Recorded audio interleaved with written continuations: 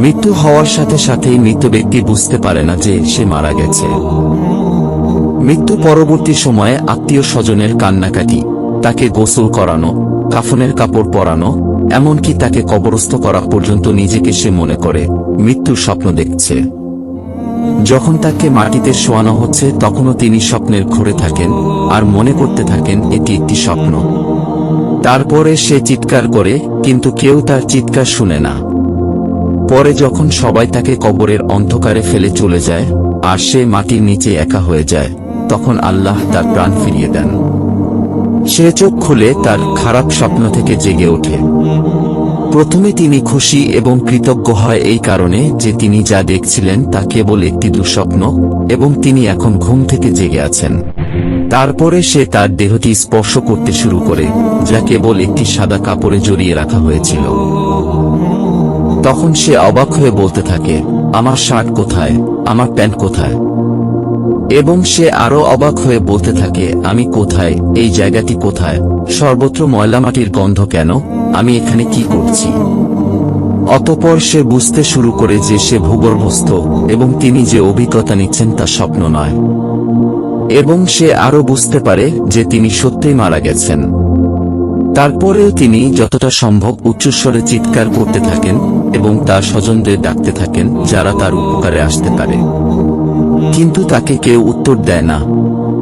অতঃপর সে মনে করে যে এই মুহূর্তে কেবলমাত্র আশা মহান আল্লাহর কাছে। আল্লাহর কাছে ক্ষমা প্রার্থনা করার সময় সে কেঁদে ও মিনতি করে বলতে থাকেন, হে আল্লাহ, আমাকে ক্ষমা করুন, আমাকে ক্ষমা করুন। তিনি একটি অবিশ্বাস্য ভয় নিয়ে চিৎকার করেন যা তার জীবদ্দশায় তিনি এর আগে কখনো অনুভব করেনি। যদি তিনি একজন ভালো ব্যক্তি হন তাহলে হাসি মুখে দুজন ফেরেশতা তাকে সান্ত্বনা দেওয়ার জন্য তাকে সর্বোত্তম সেবা করবেন। আর যদি সে খারাপ লোক হয় তবে দুজন ফেরেশতা তার ভয় আরো বাড়িয়ে দেবে এবং তাদের কুরুচিপূর্ণ কাজ অনুসারে তাকে নির্যাতন করবে। আমরা জীবনে বহুবার বোবায় ধরা স্বপ্ন দেখে থাকি। আমরা কথা বলতে চাই কিন্তু বলতে পারি না, চিৎকার করতে চাই কিন্তু চিৎকার করতে পারি না, পাশের লোকদেরকে ডাকি কিন্তু তারা তা শুনতে পারে না। তখন ভয়ে দম বন্ধ হয়ে আসার অবস্থা হয়। এমন সময় কেউ হয়তো এসে ধাক্কা দিয়ে জাগিয়ে দেয়।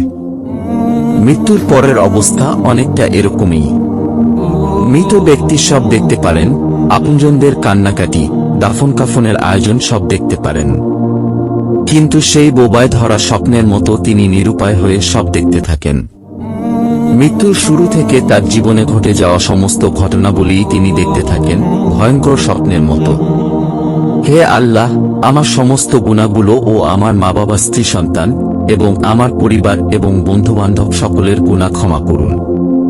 হে আল্লাহ, যতক্ষণ না আমি খাঁটি ঈমানদার বান্দা এবং আপনার সাথে দেখা করার জন্য প্রস্তুত না হই ততক্ষণ পর্যন্ত আমার জীবন গ্রহণ করবেন না। হে আল্লাহ, আমাদেরকে হেদায়েত করুন।